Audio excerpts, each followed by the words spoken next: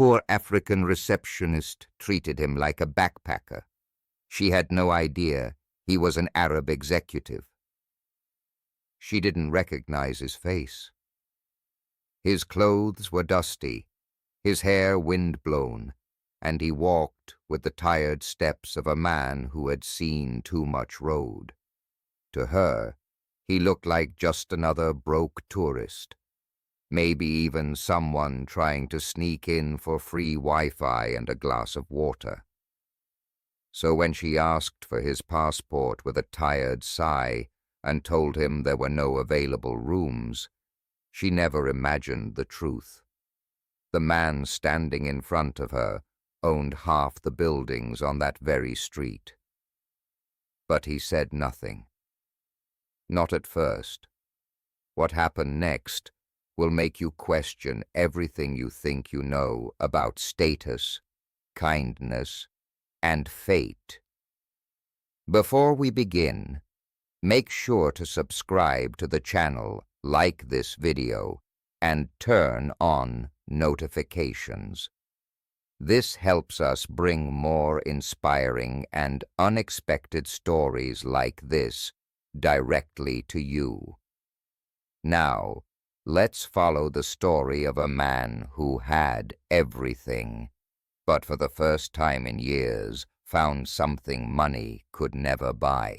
The sun over Nairobi was merciless that afternoon. Dust swirled through the air as a man walked down the boulevard, his canvas bag slung over one shoulder, his linen shirt soaked at the collar.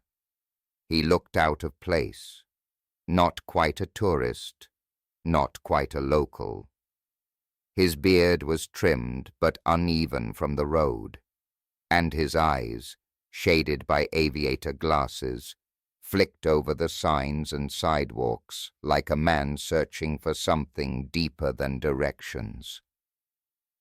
He finally stopped in front of the modest sign that read, Safari View Guest House. It wasn't a 5-star hotel. It wasn't even trying to be. Paint peeled from the window frames, and a fan buzzed lazily behind the reception desk. The bell on the door jingled as he stepped in. Inside, the lobby was small, just a wooden desk and a few wicker chairs. Behind the desk sat Naima, a young African woman no older than 25.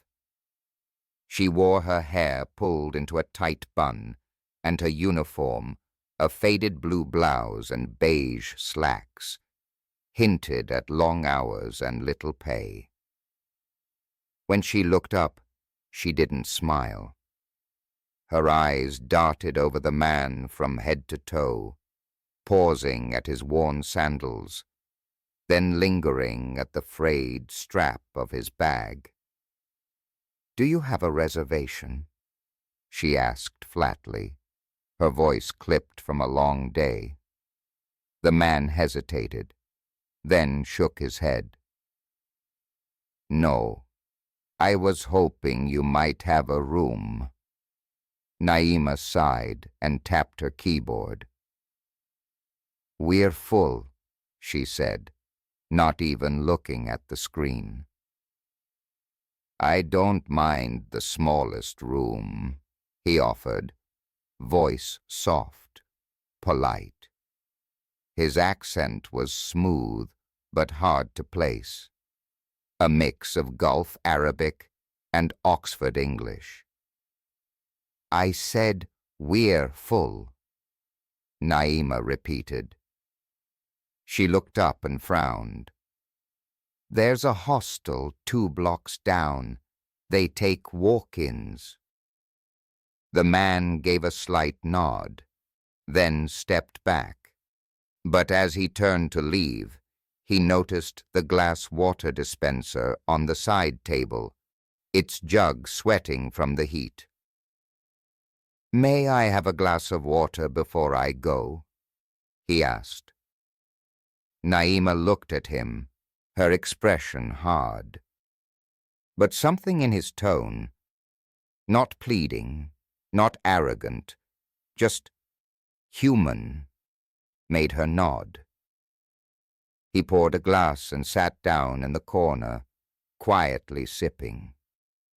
She kept typing, annoyed. Another backpacker. Another wanderer trying to use the guest house like a train station. But something about him wouldn't let her relax. He wasn't rude. He wasn't nervous or pushy. He was just there, watching the ceiling fan like a man lost in time. A moment later, the landline rang. Naima answered. Safari View Guest House. Good afternoon. A voice on the other end spoke rapidly. Her eyes widened. Yes, of course. No, I didn't realize. I understand. She hung up and stood, her cheeks suddenly flushed. The man looked up from his chair. Everything okay? That was the owner, she said slowly, her voice shaking now. He told me to expect a Mr. Ayman al-Rami. The man stood up. I believe that's me, he said gently, pulling a sleek leather passport from his bag and setting it on the desk. Naima opened it and froze. Ayman al-Rami, CEO of Rami International, owner of the Safari View Guesthouse chain. Net worth, undisclosed but whispered about in every corner of the Gulf. Her mouth went dry. She looked up at the man who, just minutes ago, she had brushed off like a vagrant. He didn't look angry. In fact, he smiled. I'm sorry, she stammered. I didn't know. I thought... It's all right, he said calmly, taking back his passport. You treated me as you would treat anyone. That's not always a bad thing. Her eyes dropped in shame. But when he turned to the window and watched the crowded street beyond, he added, In fact, it's refreshing. She didn't know what to say. And that silence, that long, loaded silence between two people from opposite worlds, would be the moment that changed everything. The silence between Naima and Ayman lingered long after he stepped away from the desk. It hung in the small guest-house lobby like heavy fog, not hostile, but charged. As she awkwardly keyed in the room number now assigned to him, Suite 3, ironically the nicest one, her hands trembled slightly. She was trained to greet guests with warmth, offer fresh juice, sometimes even a cool towel on hot days. But not this time. This time, she had failed before even saying, welcome. Ayman accepted the room key with a nod and walked up the stairs without a word. She watched him go, trying to make sense of the moment. Why didn't he reveal who he was earlier? Why let her embarrass herself? And most of all, why didn't he seem offended? Upstairs, the suite was simple but elegant. Clean white walls, a queen-sized bed with hand-carved wooden posts, and a small terrace that looked over the street below. Ayman set his bag down and stood by the window.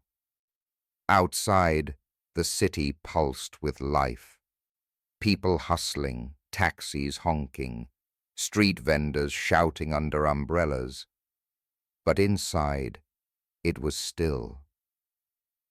He removed his sunglasses and sighed. He wasn't angry. In fact, he was used to it. Dressing down, traveling alone. It helped him remember who he was.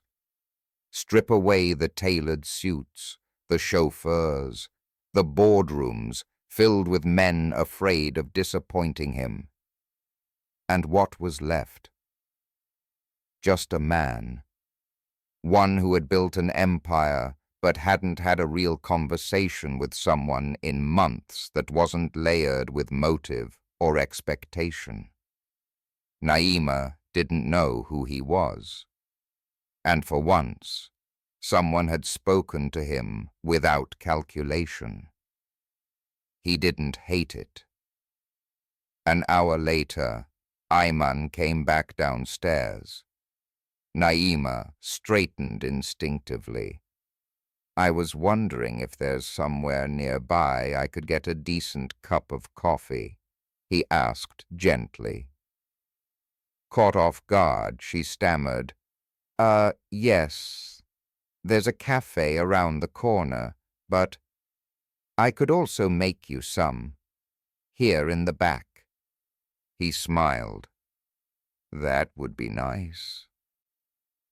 She led him past a hanging curtain into the small staff kitchen. It was barely large enough for two, with a gas stove, a cracked tiled counter, and a battered kettle that had boiled hundreds of times. She filled it with water and lit the flame.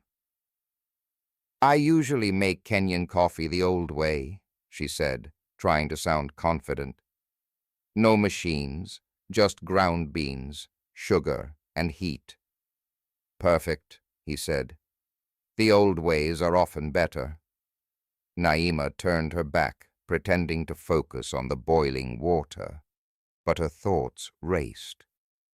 Why was he being so kind? Why wasn't he gone already? Probably writing a furious email to corporate. She poured the coffee into 2 chipped mugs and handed him one. They sat at the edge of the tiny kitchen table, legs almost touching in the cramped space. "I'm sorry for earlier," she said at last. "It's just... you looked tired. And I've had so many people come in lately, pretending to be something they're not." "You don't have to explain," Ayman replied. "I like that you were honest." She glanced at him. "Most people in your position wouldn't." He stirred his coffee slowly. "Most people in my position don't remember what honesty looks like." That sentence lingered in the air like smoke. Naima tilted her head. "So why do it? Why travel alone, dressed like that? Why not send someone ahead to prepare everything?" He looked at her, his eyes darker now. "Because I'm tired of being served out of fear, of people treating me like I'm not human. Money changes how the world sees you, but it can't change how lonely that can be." Her expression softened. For a moment, they sat in silence, sipping the rich, dark coffee. Then Naima chuckled quietly. "You're a strange man, Mr. Al-Rami. I've been called worse. And I'm still not sure if you're crazy, or just really bored." He smiled. "Maybe both." She laughed then, genuinely, and he found himself smiling back, a smile that reached the corners of his eyes in a way it hadn't in years. He took another sip and leaned back. For the first time since his jet landed, Ayman wasn't thinking about business deals or deadlines. He was thinking about a receptionist with tired eyes, a chipped coffee mug, and a kitchen that smelled like roasted beans and something unfamiliar, something he hadn't tasted in a very long time. It was sincerity.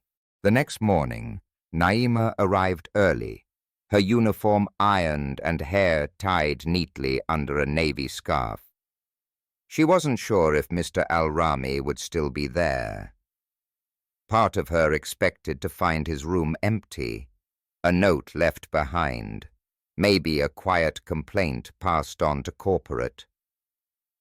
But when she stepped behind the front desk, she heard the soft creak of the stairs.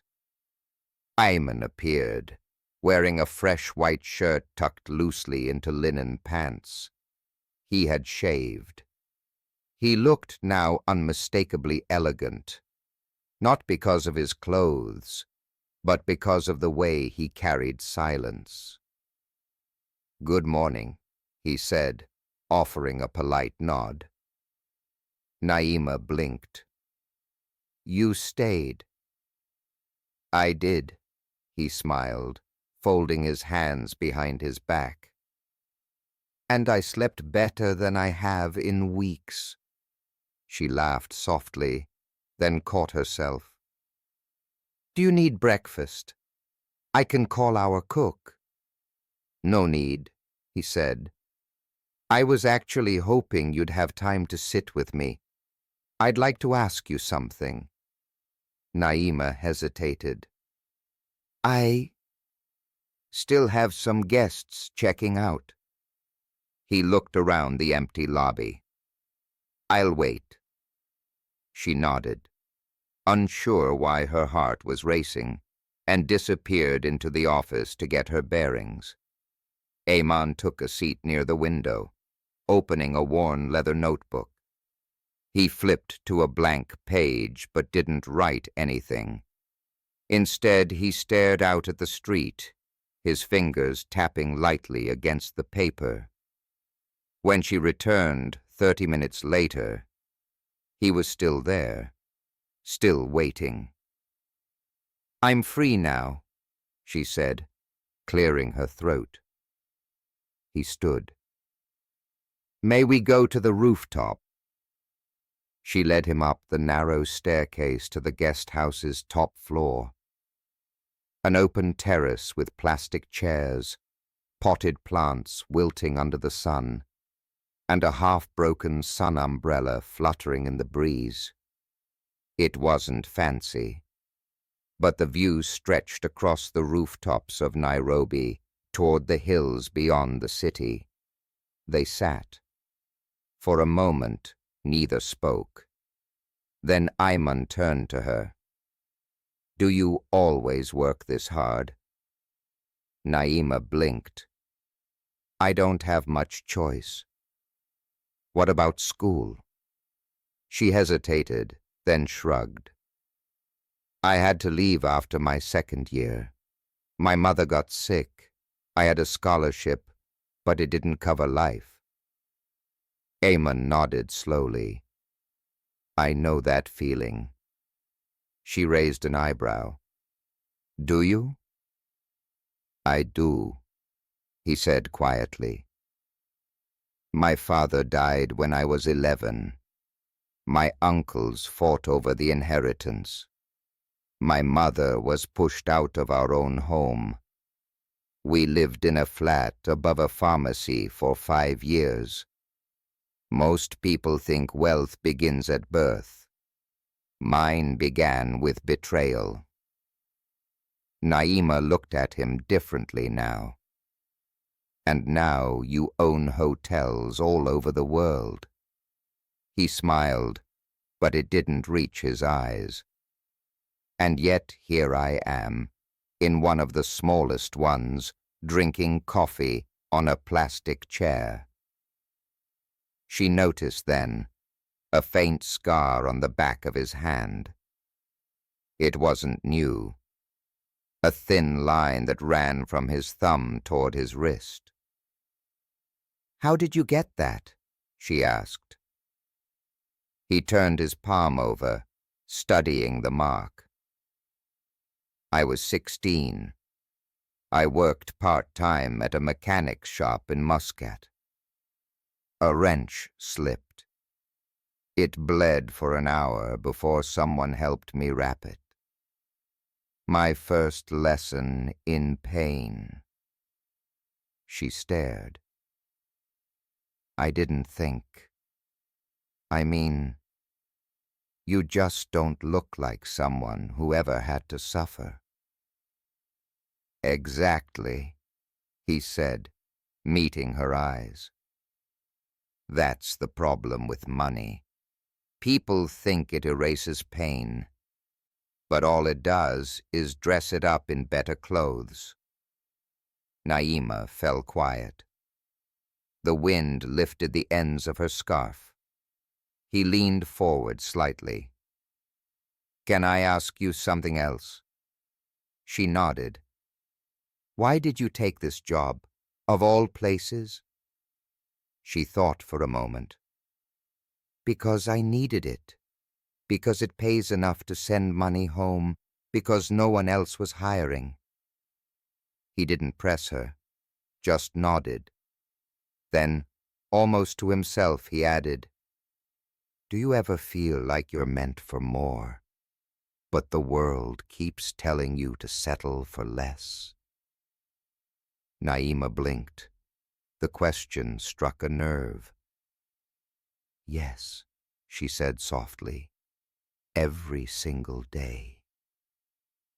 They sat there, two people from different worlds, bound by the same invisible thread, the quiet, relentless ache of wanting something more than survival.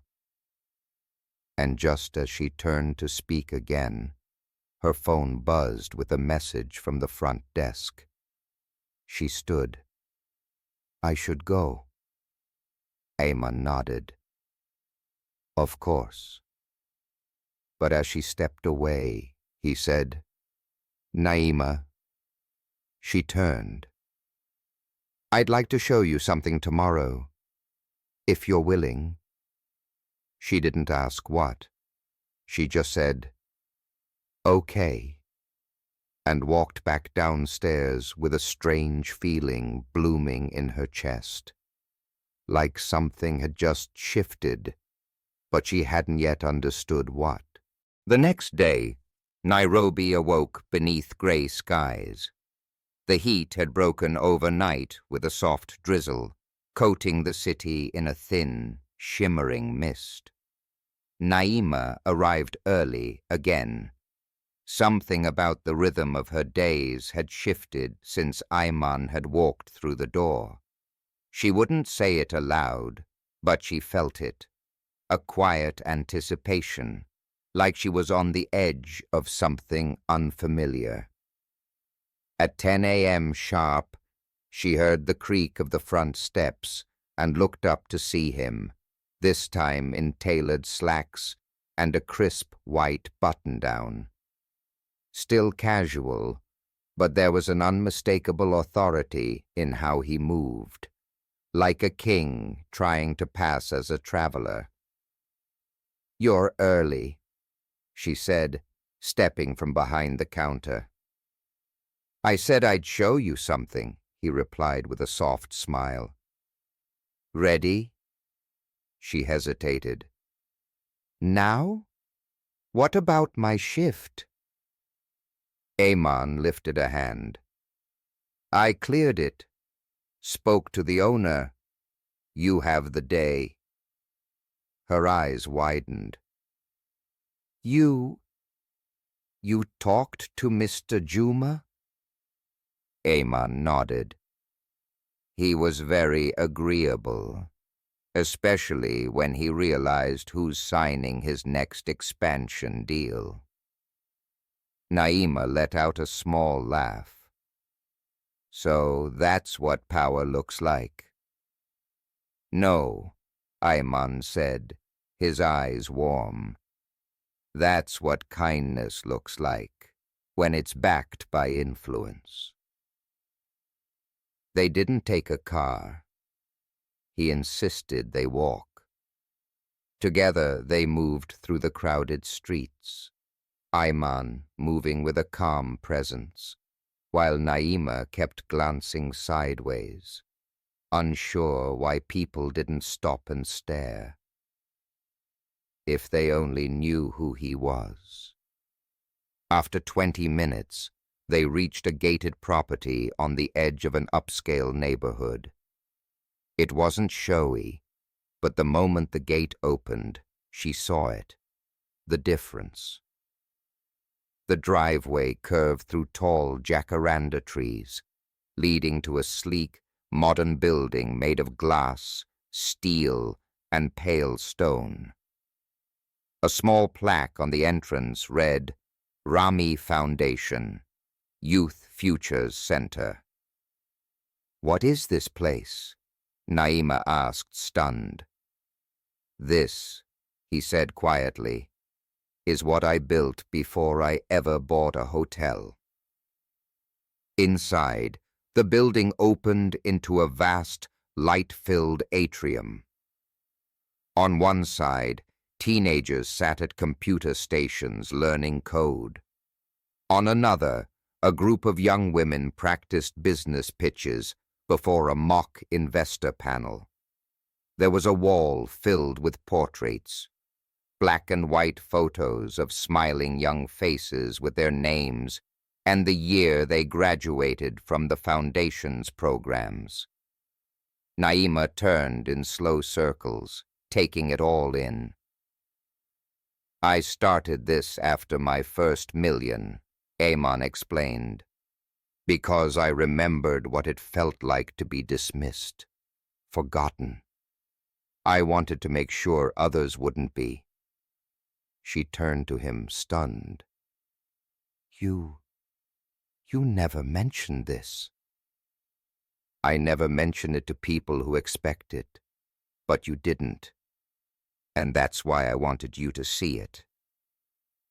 He led her through a hallway into a smaller office filled with sketches and blueprints. On one desk, a folder sat open. It had a list of names, all applicants for a new leadership fellowship. He picked up the folder, turned it to her. "Your name isn't here," he said. "But it should be." Naima blinked. "What do you mean?" He looked at her directly. "I've been watching how you work, how you speak to people. You lead without realizing it. You listen, you adapt, and you're stronger than most people in my world." Her voice faltered. "I don't have a degree. I didn't finish university." He raised a hand. "Neither did 2 of the top 5 people who built this center. It's not about paper. It's about potential. And I see it in you." Her eyes welled, but she blinked quickly, refusing to cry in front of him. "So, what are you saying?" she whispered. "I'm saying I want you to take a leap," he replied. "I'll sponsor your training, full scholarship. You work here part-time. Learn, grow, become the woman you were always meant to be." Silence filled the room. Then Naima laughed, a shaky, disbelieving sound. "You barely know me." "I know enough," Amon said. "I know that when I walked into your guest house, dusty and anonymous, you didn't pretend. And that Naima told me everything I needed." She sat down, her knees suddenly weak. The man who had entered her life like a storm had just opened a door she hadn't dared to knock on. And yet behind her joy, a quiet fear began to rise, because nothing this good ever came without a cost. Naima didn't sleep that night. She lay on her mattress in her small one-room apartment, staring at the cracked ceiling, her mind racing. The offer spun in her head like a wheel that wouldn't stop turning. A scholarship? A chance to work at the Rami Foundation? It felt too big, too sudden, like someone had dropped a future on her lap that wasn't hers to claim. By morning, the buzz of possibility was drowned out by a darker echo. What if it wasn't real? What if he changed his mind? What if she wasn't good enough? When she arrived at the guest house the next morning, Eamon wasn't in the lobby. For a moment, her heart sank. But then a message popped up on her phone. "Come to the rooftop at noon. Eamon." She spent the next few hours on autopilot, checking guests out, folding invoices, answering phones. But her hands trembled every time she looked at the clock. At 11:58, she climbed the stairs slowly, unsure what version of her life was waiting on the other side of the rooftop door. When she stepped out, Ayman was already seated, a folder in front of him, a pen clipped neatly on top. "You came," he said. "I almost didn't," she admitted. He nodded, as if he understood. Naima approached the table and glanced at the folder. "What is that?" "Your contract," he said simply. "It includes the scholarship, housing near the foundation, and a part-time mentorship role. I had it drafted last night." She stared at the folder like it might explode. "This is too much," she whispered. "No," he replied gently. "This is just the beginning." Naima slowly pulled out the contract, flipping through the pages. Her name was typed cleanly at the top, benefits listed, timelines mapped, everything real, everything terrifying. "What if I fail?" she said suddenly, her voice cracking. Eamon leaned forward. "Then you fail, and you get back up. You don't need to be perfect, Naima. You just need to try."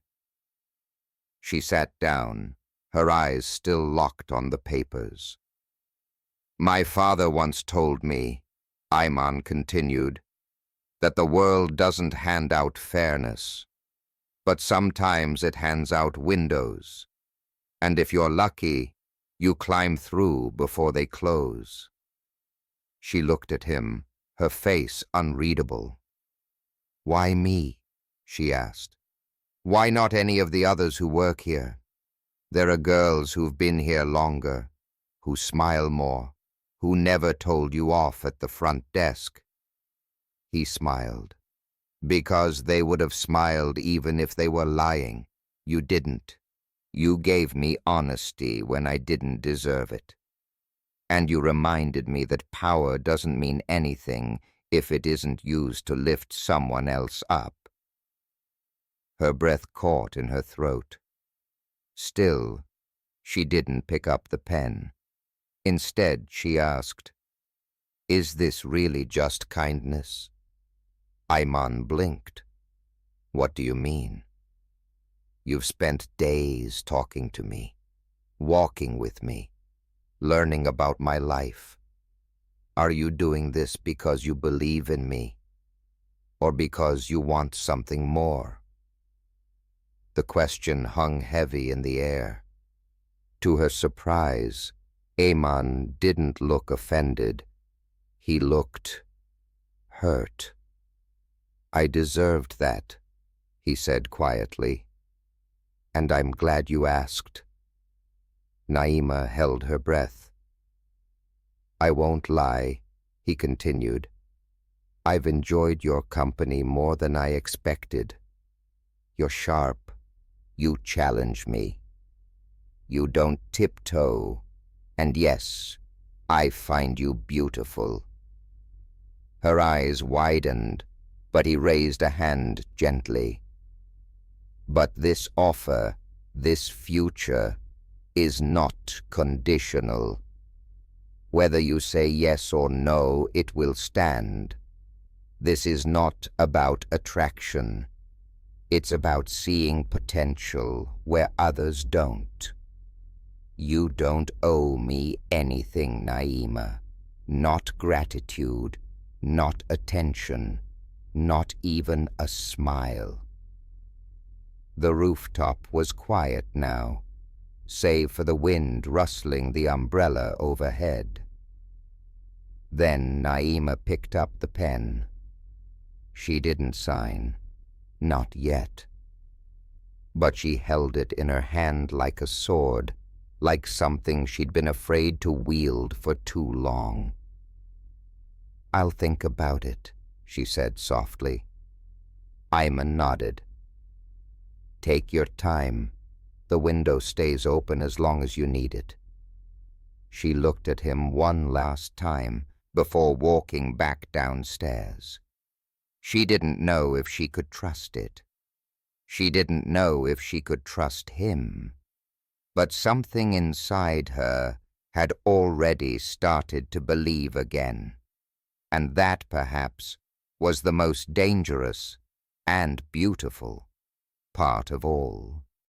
Naima didn't sign the contract. She kept it tucked beneath her mattress, hidden like a secret she didn't yet know how to carry. Each night, she pulled it out and read it again. And each night, she folded it neatly and slid it back into hiding. It wasn't that she didn't want the opportunity. It was that accepting it meant daring to dream out loud. And dreaming was risky. Too many times she had imagined something better, only to wake up to the hard truth of survival. Ayman hadn't pressured her. Since that rooftop conversation, he had kept his distance. He still greeted her warmly in the mornings, still smiled when their paths crossed. But he said nothing more about the foundation or the offer. That silence, respectful yet expectant, weighed heavier than any words. On the fourth evening, Naima found a note slipped beneath the front desk bell. "Dinner, 7 p.m. Dress comfortably. A." There was no address, no instructions, just those 6 words. She stared at it for nearly a minute before folding it carefully into her pocket. At 6:55 p.m., a black SUV pulled up in front of the guest house. A driver stepped out, nodded politely, and opened the back door. Naima hesitated. Her heart thudded in her chest. She wore a modest black dress, her hair in soft waves, sandals instead of heels. She wasn't sure if it was too formal or too plain. But she didn't have many options, and this was the best she could do. Inside the car, Ayman was waiting. He had changed into navy slacks and a light blue button-up shirt with the sleeves rolled up. No tie, no watch. Still effortlessly refined. "You came," he said, voice low. "You asked," she replied. They drove in comfortable silence until they turned off the main road and onto a narrow drive that disappeared into trees. After a few minutes, the forest opened into a clearing where a small stone villa stood beside a still lake, reflecting the early evening light. Naima gasped softly. "Where are we?" "One of my quieter places," Ayman said. "I don't come here often, only when I need to breathe."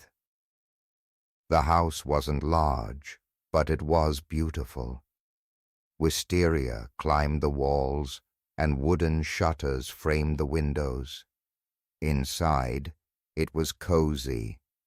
Shelves lined with old books, woven rugs on polished floors, and the soft scent of cardamom lingering in the air.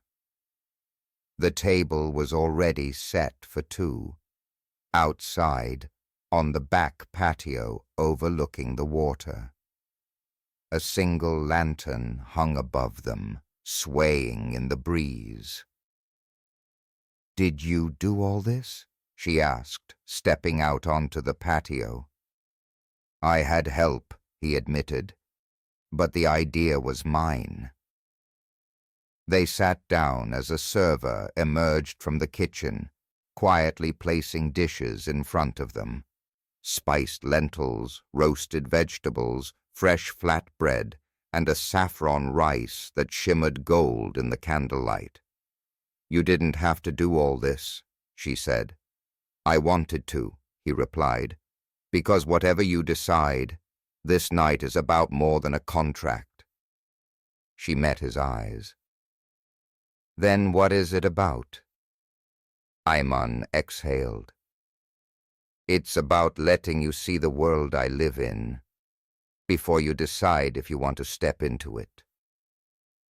Naima looked down at her plate, then around at the soft lights, the still lake, the quiet. "It's beautiful," she whispered. "Not always," he said softly.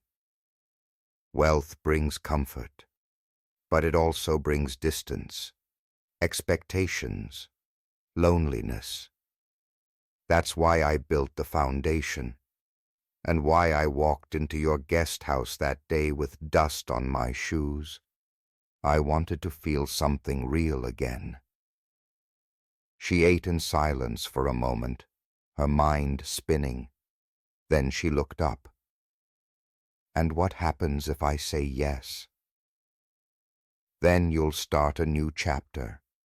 You'll move closer to the foundation. You'll train, grow, travel, and maybe one day change someone's life the way you've already changed mine." She stared at him. "And if I say no?" "Then we finish dinner," he said gently. "And I still consider it an honor that we shared this time." Naima's throat tightened. No one had ever offered her the world and meant it. No one had ever asked nothing in return. She didn't answer right away. But when the plates were cleared and dessert arrived, soft dates dipped in honey, she finally spoke. "I want to say yes." Ayman looked up. "But I need you to promise me one thing," she added. "Anything. That no matter how far I go or who I become, you'll never treat me like I'm small." He reached across the table, not to touch her, but to raise his glass in a silent vow. "To your future, Naima," he said. She clinked hers gently against his. And in that moment, beneath the lantern light and the stars blinking above them, something wordless passed between them. Not romance, not yet, but respect, trust, and the beginning of something life-altering. 3 months later, Nairobi looked different. Naima walked down the streets, not with her eyes on the ground, but with her shoulders back, her gaze steady. The same city that once felt like a trap now felt like a page, one she had started writing on with her own hand. She was no longer at the front desk of Safari View Guest House. Her uniform hung in the back of her tiny wardrobe, replaced by smart blouses, notebooks filled with ideas, and evenings spent at the Rami Foundation, working alongside women who, like her, had once believed they'd never be seen. Every morning, she arrived at the foundation early, unlocked the side door, and watered the plants in the hallway. It was something no one asked her to do, but it reminded her. Growth needs care. Her name was now listed among the fellows. Her profile hung on the wall with the other graduates in training. A quote beneath it she'd written the day she signed her contract. "The world didn't change for me. I changed how I walked through it." One Friday evening, she received a message from Ayman. "Meet me on the rooftop, 6 p.m. No explanation. The sun was just beginning to dip behind the skyline when she climbed the steps to the guest house rooftop once more. The same one where everything had started. He was already there, of course. He stood facing the horizon, the wind stirring the ends of his coat.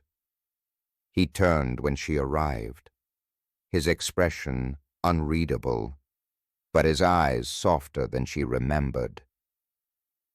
"You came," he said. "You called." She smiled. They sat.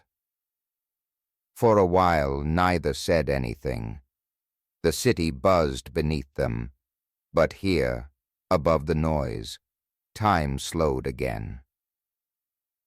"I wanted to tell you something," Ayman said finally, "and I wasn't sure if it should come from me or from the Foundation's board. But I chose this instead." He slid an envelope across the table. Naima opened it slowly, heart pounding. Inside was a letter on thick cream paper.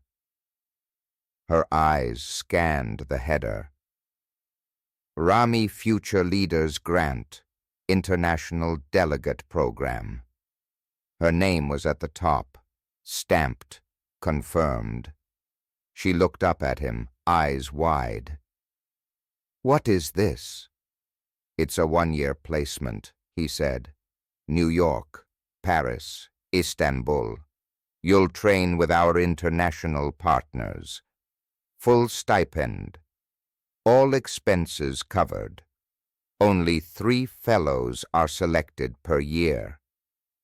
She tried to speak, but the words stuck in her throat. "I didn't choose you," he said gently. "The board did. Your pitch presentation last week. Naima, you were extraordinary." Tears welled in her eyes. "I never thought—" "You did," he interrupted. "You thought it. You just didn't let yourself believe it. Until now." She held the letter in trembling hands. "I'm scared," she admitted. "Of what?" "That I'll change too much. That I'll leave behind the part of me that got me here." He smiled. "You won't. That part of you is your foundation. And I think, maybe, that's what makes you different." She wiped her cheek quickly, embarrassed, then softer. "Why are you still helping me?" Ayman looked down at the city. The lights below were starting to blink on, one by one. "Because I see something in you that reminds me of who I was before the world started treating me like someone I wasn't. And maybe, he said, pausing, helping you stay grounded helps me do the same. She didn't reply. She didn't need to. They stayed on the rooftop until the stars came out, until the world below faded into murmurs. Before she left, he walked her to the stairs. "Thank you," she whispered. "For what?" "For not closing the window." He smiled. It was never supposed to close. Months later, an article appeared in a European business journal. The headline read, "From Reception Desk to Global Stage, the Rise of Naima Said." It spoke of leadership, of equity, of vision. It mentioned her work empowering young African women to lead community-driven projects. It hinted at future ventures. But what it didn't mention, what only she and one man knew, was that the moment everything changed wasn't the day she signed a contract. It was the day a stranger walked in, looking like a backpacker, and treated her like she mattered. If this story inspired you, remember, courage doesn't always look like a loud victory. Sometimes it's quiet. The decision to say yes when fear says no. Subscribe to the channel, leave a like, and share this video with someone who needs a reminder that their window might still be open.